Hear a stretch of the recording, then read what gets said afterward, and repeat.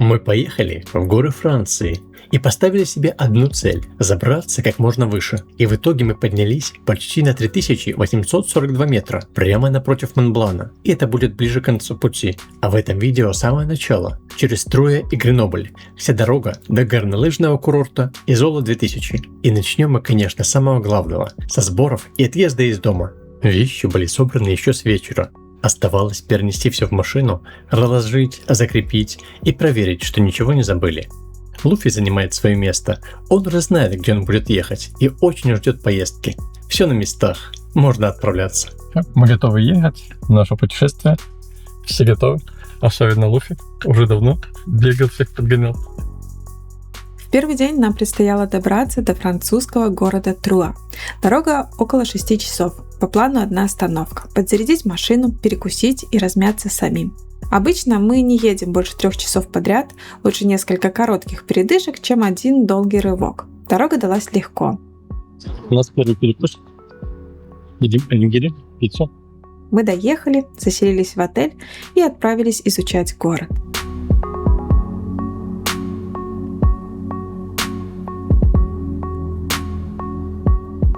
Да не грязные у меня лапы, сколько можно уже мыть?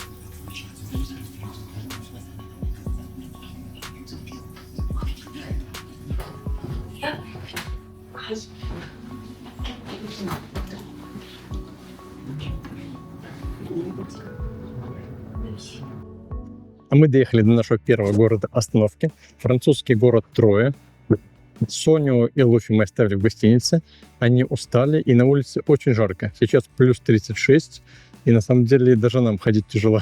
Соня сказала, что в гостинице уютно, и она никуда не пойдет. Под кондиционером, конечно. Да, мы начали наш осмотр города. Мы приехали в центр. Город очень красивый. Постараемся смотреть его детальнее и показать вам все красоты.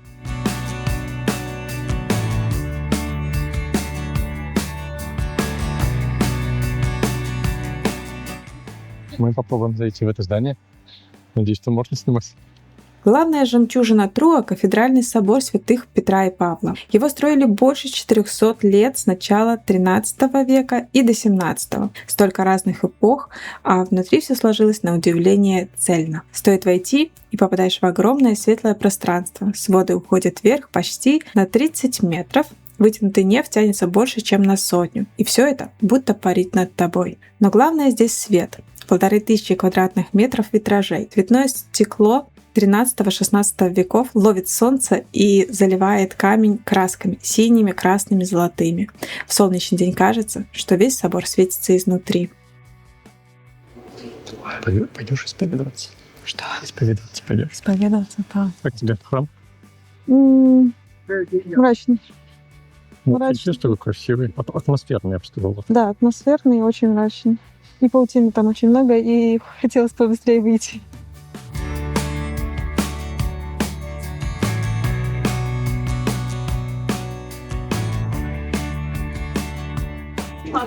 Симпатичные такие домики. Труа – старая столица Шампании. Узкие улочки, наклонившиеся друг к другу фахверковые дома с кривыми деревянными балками, будто бы сошел с средневековой открытки. Такой интересный вопрос.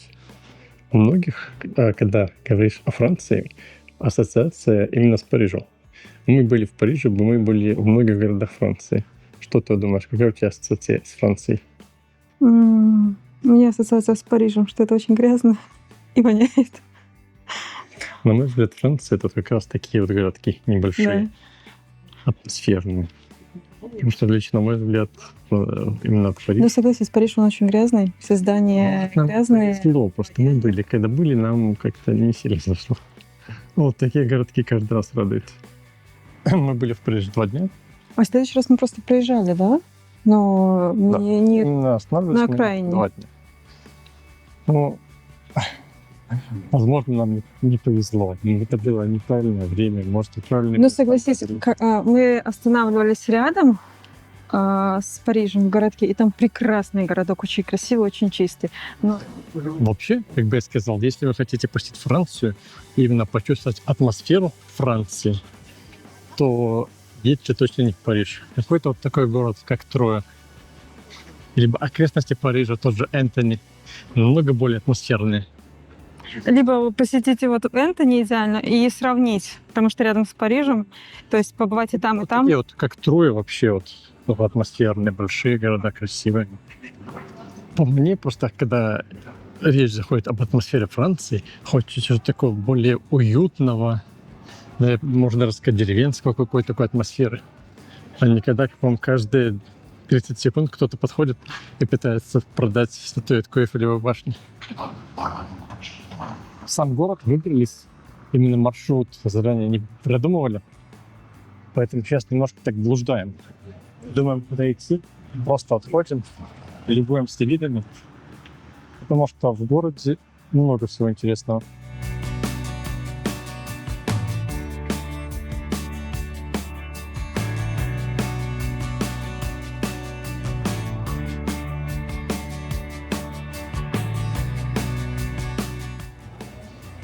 Вот здесь видно, доски свежие заменили, а вот тут, вон, посмотри, они даже трухлявые. Ну и запах такой.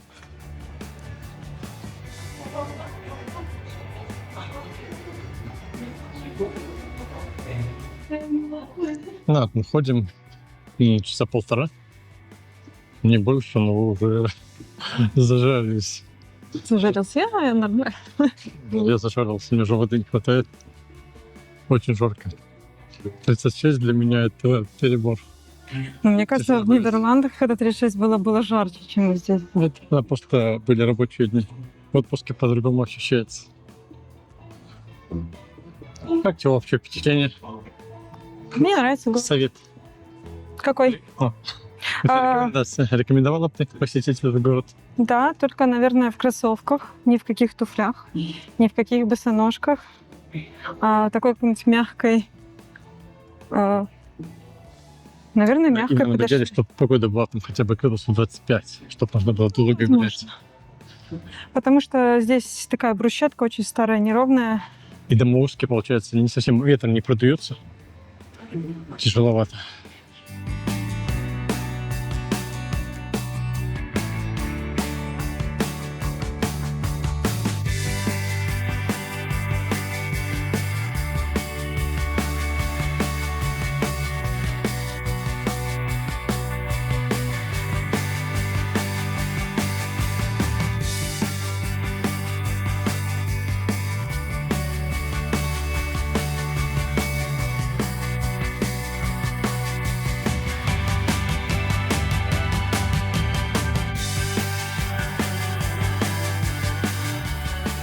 Мы погуляли по центру Трои. Город нам понравился. Город очень атмосферный. Дома старинные, деревянные, трухлявые. Такой запах трухлявого дерева. Он не всегда приятный, но при этом он создает такую атмосферу средневекового города. Не считая запаха помоев. Его не было. Улицы очень чистые. Некоторые улицы были даже видно, что они вот прям совсем недавно выметены, очень-очень чисто выметены. Не знаю, мыли, не мыли, но очень чисто они убраны. Город интересный. Если будет возможность, рекомендуем посетить. Я думаю, не пожалеете. Надолго здесь, конечно, нет, но на день погулять. Еще вот мы не были в музеях местных. Возможно, тоже вот, если бы мы приехали утром, мы бы обязательно сходили в музей посмотреть. Так место интересное.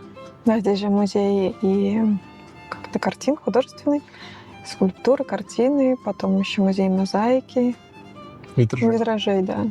А мы сейчас приехали после прогулки, стали на тесловскую зарядку, немножко позарядиться, чтобы уже завтра не искать, не лишний раз не останавливаться. У нас сейчас есть время. Как раз немножко отдохнем с кондиционером, потому что снаружи все еще 36. Это очень жарко. Прямо несколько часов погуляли, и голова такая ватная. Это вот тяжело. В районе вот этих вот старых улочек, возможно, там из-за сырости не так ощущается температура, как будто холоднее. А вот здесь, где магазины, где асфальт, настолько, то есть не только сверху, как будто больше снизу жарит. Ну, мы сегодня уже будем только отдыхать, обязательно поужинать, принять душ, отдохнуть. Завтра мы поедем дальше, в новый город, в Гренобль. Новое утро, новый отрезок пути. Сначала, как всегда, прогулка с Луфи. Потом собираем вещи, грузимся и снова в дорогу. А мы переночевали в городе Троя и собираемся двигаться дальше. Следующий город нашей остановки – город Гренобль. Ехать до него чуть меньше 50 километров. Но я думаю, мы сделаем одну, возможно, 2 остановки, чтобы ехать нам было не напряжно. Ладно, подзарядимся. Вот так, продолжаем наше путешествие.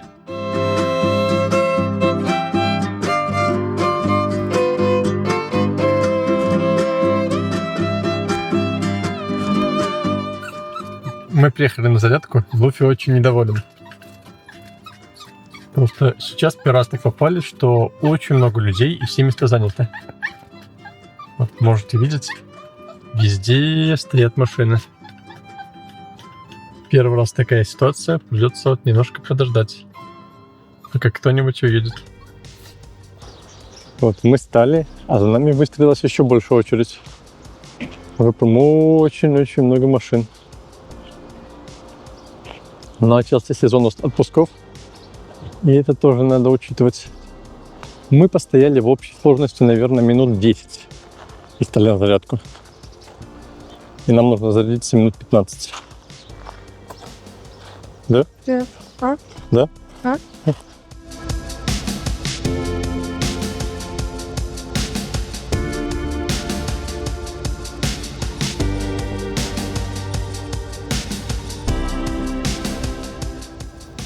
Мы приехали на очередную зарядку прямо недалеко от отеля. И снова здесь все занято. Видимо, сезон отпусков и время такое. И как бы все занимает. Это просто бензин Смотрите. подорожал, и все пересели. Тоже может быть это причина. Вот мы приехали на Ионити, и все зарядки заняты. Так, в итоге прождали мы где-то минут 10-12. Одно местечко освободилось, и мы стали заряжаться. Заряжаемся, как бы скорость неплохая, электричества хватает.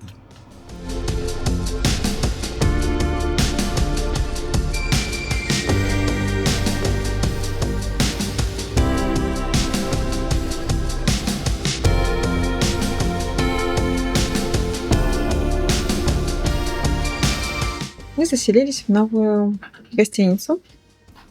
Вот мы с Луфи вдвоем пока здесь. Это входная дверь. Здесь туалет.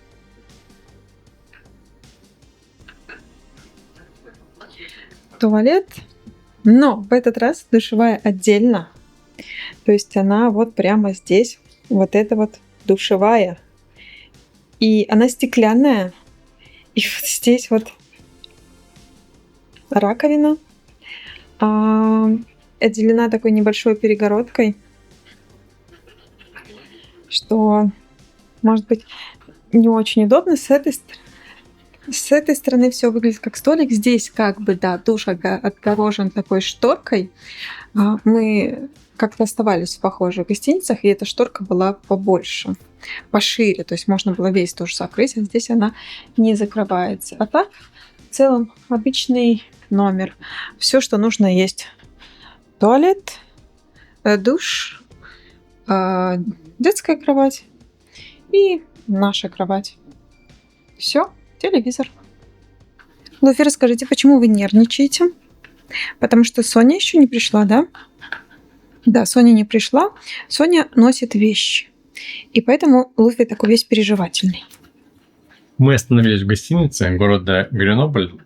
И сама гостиница комната ничего необычного. Но зато посмотрите, какой здесь вид из окна. Гора прям очень красивая. Так, мы с Ириной вышли на прогулку в жару. Сейчас плюс 36 снова. Соня сказала, что не очень горит желанием, мы не стали заставлять. Потому что действительно Нет, очень жарко. изначально она же говорила, что я пойду на вот подъемнике, чтобы прокатиться. Ну да, А потом мы с ней поносили вещи вышли. в машину. И за 10 минут пропотели, как после сауны. Но в машине же, знаешь, когда сидишь под машине, кажется, ну, нормально, прохладно на улице. А потом оказывается, что ничего там не прохладно. Да, на самом деле на улице очень жарко. Мы сами пошли. И, я надеюсь, мы дойдем. Нам идти чуть больше часа. Еще можно рассказать. Мы вот в этой гостинице живем. И здесь все закрыто. Калитка закрыта, дверь закрыта. Мы подъехали. Ворота хотим закрыты попасть. тоже. Это первый раз. А в Ибисах только так. Мы звоним на ресепшн, никто не отвечает. Я побег, калитку подергал. Одну, вторую. Да, одну, вторую, никто не отвечает. На воротах на кнопку тоже никак ничего не реагирует. Ну, точнее, звонок проходит, но 0 реакций. Да, который звонил и открыли. И все время вы заходите, и дверь снова закрывается. И такой какой-то странный уровень безопасности для обычной дешевой гостиницы.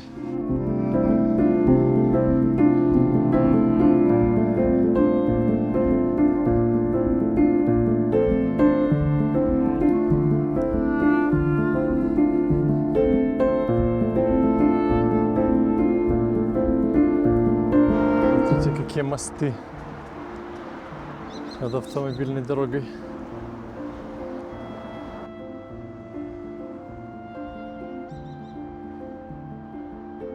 Мы все еще идем. Прошли около километра. Уже немножко жили, адаптировались. В тенечке вообще неплохо так идти. Идем дальше. Нам еще осталось 4 километра. Красивые реки там.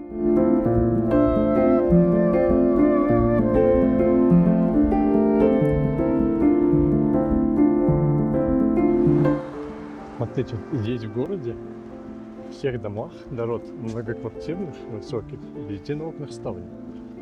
Даже интересно, с чем это связано. И нам осталось идти 1,5 километра. Мы вроде бы держимся очень даже неплохо. И нам даже не вспотело. Это я иду, как сильно обливаюсь. А не красотка. Так, сейчас 1,5 километра увидим местные знаменитые пузыри. Вот мы дошли.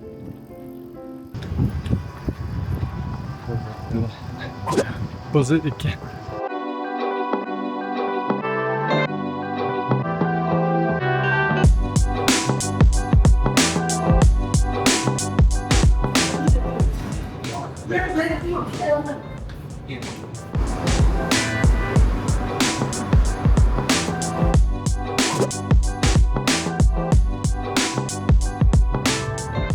Божечки, как страшно.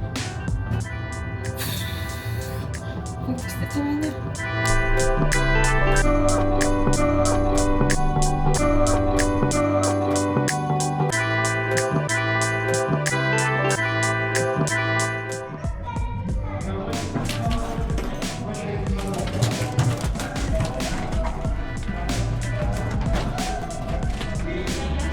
Мы дошли.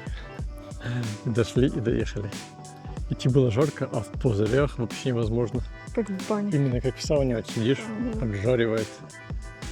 Прям, ох, там вентиляции практически нет. Нет, вентиляция как-то снизу. Легко только так, совсем чуть-чуть. Ладно, если бы не это, то... Тут просто сам шар нагреется.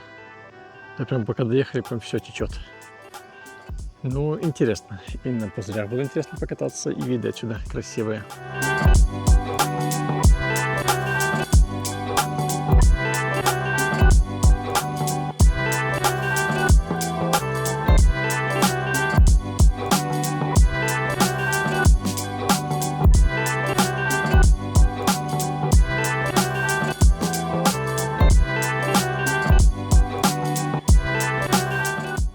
А вот и мы смотрели красоты все с высока. Очень красиво, но при этом очень жарко. Здесь прям солнце, как на сковородке все. Камни разогретые. Очень жарко. Воду все выпили. Надо идти закупаться новой. А посмотрите, мы сидим на скамейке, и какой красотой мы любуемся. Как красиво все с высоты видно. Мне прям очень нравится. Домики такие в стиле, крыши коричневые. Сильно-сильно высоких зданий тоже нет. Есть какие-то? Этажей на 20. Ну, выше, наверное, нету. Красота. Мы спустились обратно. В принципе, нам понравилось, это было красиво. Нам можно видеть, насколько нам было жарко. Полностью потные. Ты вообще как будто мокрый-мокрый. У меня прям каплями. Я в сауну когда Я, наверное, не настолько. Я настолько не потею. Здесь в этом в пузыре поджаривает прям полностью потеря влаги. Оно, конечно, того стоило, но...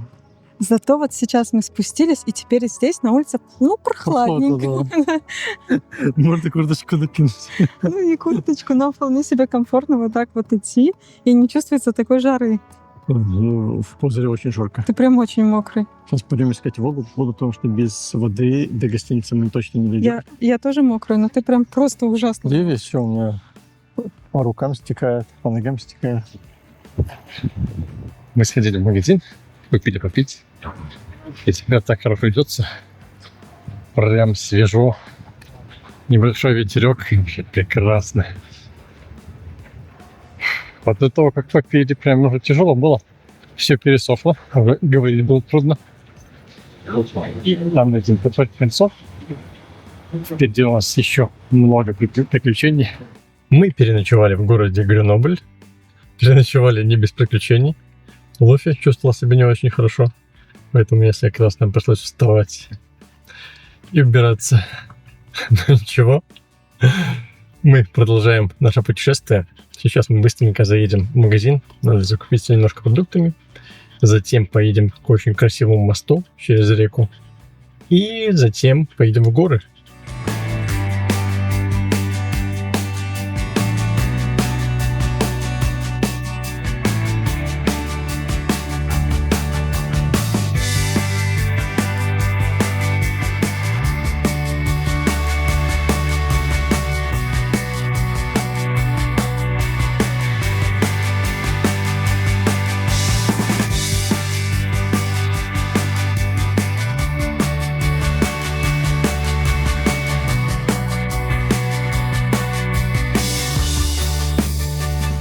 Sharp left. Еще одна Deep небольшое 1075. в горах, на извилистых дорогах мне некомфортно в солнечных очках, потому что немного закрывается периферийное зрение, In 300 meters, turn sharp left. из-за недостатка обзора я начинаю больше 1075. нервничать, мне становится некомфортно. Поэтому в горах, когда вот такие вот узкие улицы, много поворотов, я езжу без очков. Мы остановились немножко прогуляться. Здесь горная река, где можно подойти к ней близко. Я хочу посмотреть, как она выглядит. Как ручеечек какой-то. Ну, река просто она сейчас не полноводная, она подсохла.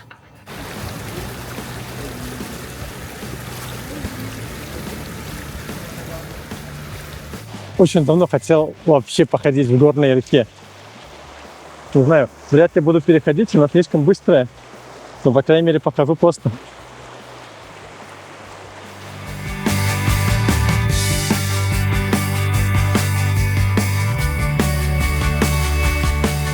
Ну, да классно. Вода такая холодная, приятная.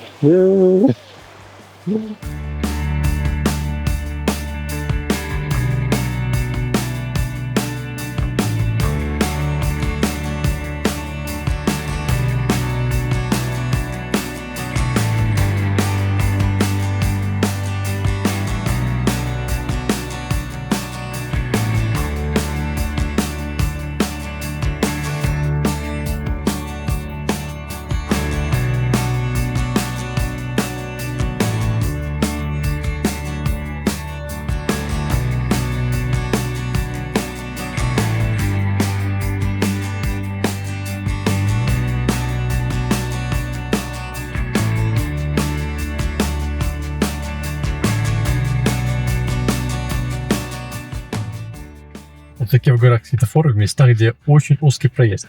Чтобы мы могли сначала ехать в одну сторону, потом в вторую. Специальная сеточка, чтобы он не помогал Андрею рулить.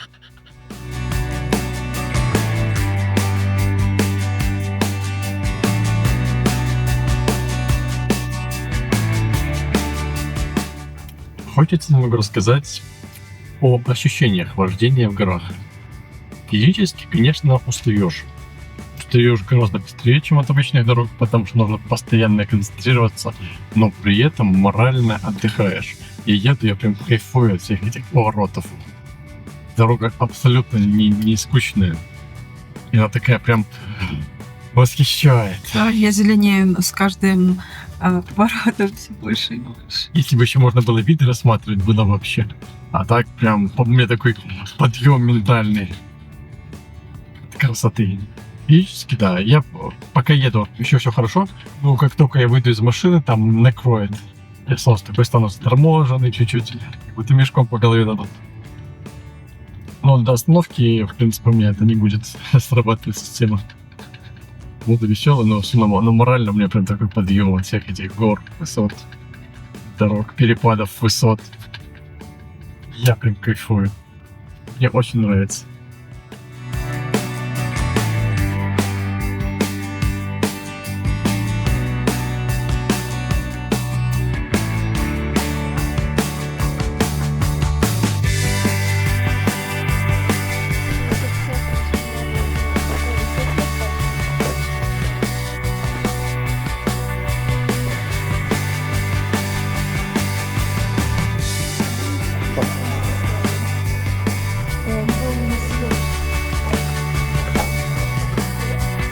Вот мы доехали до Изолы, начинаем потихоньку заселение. В этом году у нас номер на первом этаже. Думаю, неплохо, с собакой меньше бегать. А так, примерно такой же, как в прошлом году был. Номер с балкончиком. Комнатка такая небольшая, но достаточно уютненькая. Мы сейчас пойдем с Соней искать дальше вещи. И будем отдыхать. Мы по приезду первым делом решили восстановить водный баланс. Естественно, лучше всего с этим помогает арбуз. Приятного нам аппетита. Вам тоже приятного аппетита, если вы что-то едите. На этом первая часть наших приключений подходит к концу, а дальше только выше, но обо всем в следующих сериях. С вами были мы, здесь и сейчас. До скорого!